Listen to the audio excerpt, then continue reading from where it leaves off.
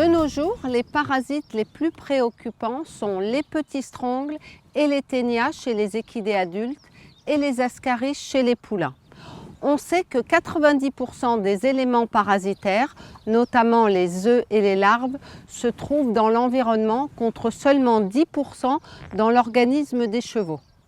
Les mesures sanitaires prises pour réduire la contamination du milieu extérieur ont donc un intérêt majeur, d'autant qu'il est urgent de limiter le recours aux vermifuges du fait des phénomènes de résistance. Concernant les petits strongles, les parasites présents dans l'intestin du cheval pondent des œufs qui sont excrétés dans les crottins.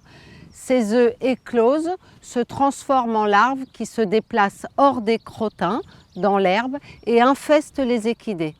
Pour les ascaris, ce sont les œufs eux-mêmes qui constituent les formes infestantes. Pour y voir plus clair sur la gestion des pâturages, nous avons sollicité le point de vue de Marie Delerue, docteur vétérinaire à l'IFCE, et de Pauline Doliger, ingénieure à l'IFCE également. Quel est l'intérêt de ramasser les crottins dans les paddocks et les herbages et comment faire pratiquement ? Donc effectivement, le ramassage des crottins permet de réduire l'infestation des équidés par les petits strongles. L'idée, c'est de ramasser les crottins avant que les œufs n'aient eu le temps de se transformer en larves et soient ingérés par les équidés. Plus la température augmente, plus le développement des œufs en larves est rapide. Donc par exemple en Normandie, il faudrait ramasser les crottins une fois par semaine au moins au mois de mars, avril et octobre et 2 fois entre mai et septembre. Concernant les ascaris, par contre, il n'y a pas vraiment de règles sur la fréquence de ramassage des crottins puisque ce sont les œufs qui infestent les équidés et ces œufs ne peuvent pas se déplacer dans les pâtures.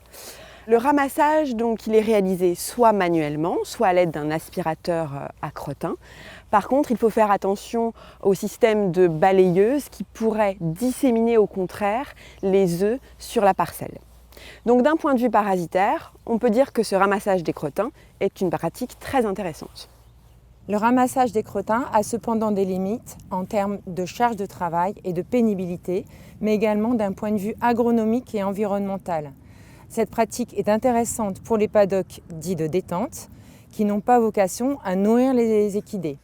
Dans les prairies, les nutriments issus de la dégradation des crottins s'incorporent progressivement dans le sol et procurent un apport de matière organique qui compense les exportations de matière réalisées soit par le pâturage ou par la récolte des fourrages.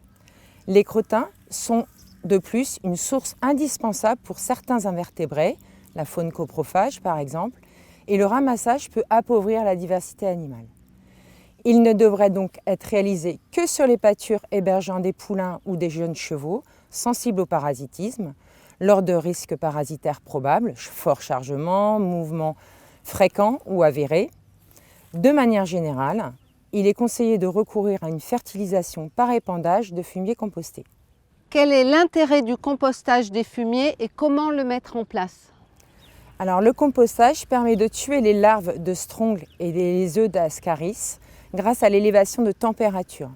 Il permet donc de fertiliser la prairie sans la contaminer avec des parasites, contrairement à du fumier non composté.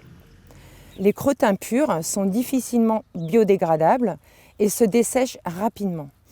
Il faut donc les mélanger avec d'autres matières organiques, par exemple du fumier pour le composter. Après maturation pendant 2 mois dans la fumière, le fumier est placé en andin dans les prairies. Ces andins sont régulièrement retournés afin de les aérer et de les homogénéiser. Une température au cœur de l'andin atteignant au moins 45 degrés pendant 6 jours consécutifs permet de détruire les œufs d'ascaris.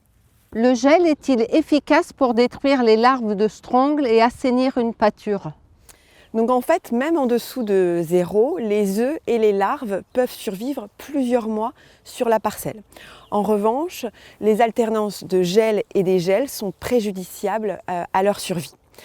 Il faut savoir qu'en dessous de 6 degrés, les œufs n'éclosent pas et en dessous de 10 degrés, les larves se développent très lentement, de plusieurs semaines à plusieurs mois. Donc finalement, à la sortie de l'hiver, la parcelle est assainie. Il reste une faible quantité de larves qui ont résisté à l'hiver et qui sont en mesure d'infester le cheval. En combien de temps peut-on espérer assainir une pâture par rapport aux strongles si on la laisse au repos? Donc il faut savoir que les larves, elles sont sensibles à la chaleur, à la sécheresse et aux rayons UV. Mais elles peuvent se protéger dans les crottins, voire à la base des brins d'herbe, notamment si l'herbe est haute, et survivre plusieurs semaines. Pour assainir la parcelle, il faudrait donc, à des périodes chaudes et sèches, priver les larves de leur abri par le herçage ou la fauche et laisser la parcelle au repos pendant quelques semaines. Il est par contre difficile de donner un temps de repos exact car cela est très variable en fonction des conditions météo. De plus, un changement de parcelle des équidés vers une parcelle saine au cours de la saison de pâturage n'a d'intérêt que si les chevaux sont vermifugés de manière concomitante. Dans le cas contraire, ils vont tout de suite excréter des œufs en grande quantité sur cette parcelle saine qui sera, de ce fait, rapidement infestée. Il faudrait donc vermifuger avant un changement de parcelle de préférence? Le problème, c'est que du fait de l'apparition des résistances des parasites aux vermifuges, cela remet en cause cette pratique. Après une vermifugation, seuls les parasites résistants survivent dans l'organisme des équidés. Ils excrètent donc uniquement des œufs ayant acquis cette résistance. La nouvelle parcelle étant relativement saine, les parasites résistants vont devenir prépondérants par rapport aux parasites sensibles. Donc finalement, cette pratique, elle accélère le développement des résistances et elle est aujourd'hui déconseillée. Donc en bref, il existe un antagonisme entre d'un côté limiter l'infestation des équidés et de l'autre limiter le développement des résistances. Peut-être qu'il faudrait raisonner en termes de risque en fonction de la catégorie de chevaux. Chez les chevaux adultes, il faudra plutôt vermifuger au milieu de la période de pâturage sur une parcelle, alors que chez les jeunes, on peut se permettre, notamment s'il existe des problèmes parasitaires sur la structure, de vermifuger avant le changement de parcelle. Comment optimiser la rotation des pâtures d'un point de vue alimentaire et d'un point de vue parasitaire? Quelle est la charge optimale de chevaux à l'hectare? Le pâturage tournant, c'est-à-dire une rotation toutes les 3 semaines, est le plus efficace pour les animaux à fort besoin alimentaire, comme les jeunes chevaux ou les poulinières en lactation. La surface offerte est divisée en 3 à 5 sous-parcelles qui sont pâturées successivement pour exploiter le cycle de l'herbe au stade optimal, c'est-à-dire au stade feuillu. Dans les régions herbagères, comme en Normandie, on pratiquera au printemps un chargement de 2 à 5 chevaux par hectare, puis on passera à 1,5 à 2 chevaux hectare en été. Le pâturage continu est suffisant pour les équidés à faible besoin, comme les chevaux et les poneys à l'entretien.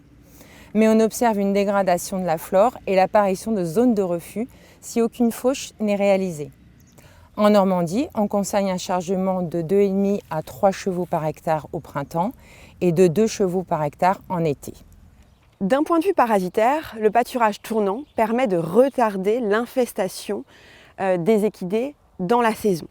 Si le pâturage tournant est en effet plus rapide que le développement des œufs en larves, celles-ci ne se seront pas développées avant le départ des équidés sur la parcelle suivante. Cela fonctionne en revanche uniquement si les équidés ont été vermifugés préalablement et excrètent peu d'œufs lors de leur sortie au pâturage. Concernant le chargement, de façon générale, plus il augmente, plus le risque parasitaire augmente.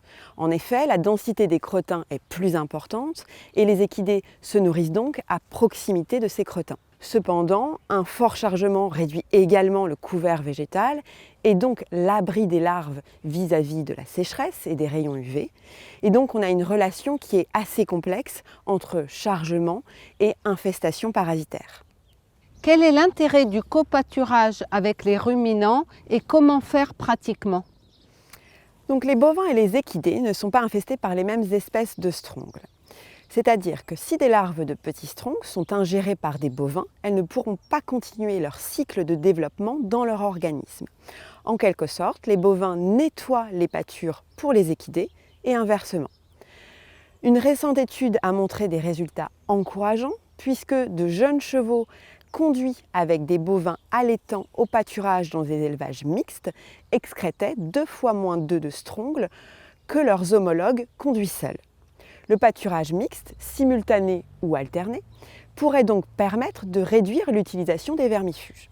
Il reste en pratique cependant un certain nombre de questions concernant les modalités de conduite des animaux qui seraient les plus intéressantes, simultanées ou alternées, tournant ou continu, ratio entre bovins et équidés.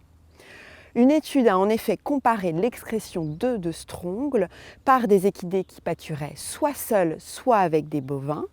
Les deux lots étaient conduits en pâturage en rotation sur 2 parcelles et il n'a pas été observé de différence d'excrétion entre les deux lots. En effet, les bovins ont a priori pâturé en priorité les repousses d'herbe et n'étaient pas contraints de se reporter sur les zones d'herbe haute où les chevaux déposent majoritairement leurs crotins. Marie, un petit mot de conclusion? Donc finalement, ce qu'on peut dire, c'est que le lien entre pratique de pâturage et infestation parasitaire est complexe et étroitement dépendant des conditions météo.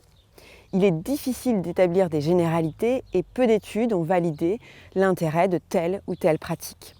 C'est pourquoi l'IFCE, en collaboration avec l'ANSES, ONIRIS et l'INRAE, travaille à la mise au point d'un outil de simulation du risque parasitaire, prenant en compte la météo et le planning de pâturage, afin de déterminer quelle est la période à risque pour les équidés et de simuler différentes pratiques et leurs conséquences sur l'infestation des équidés.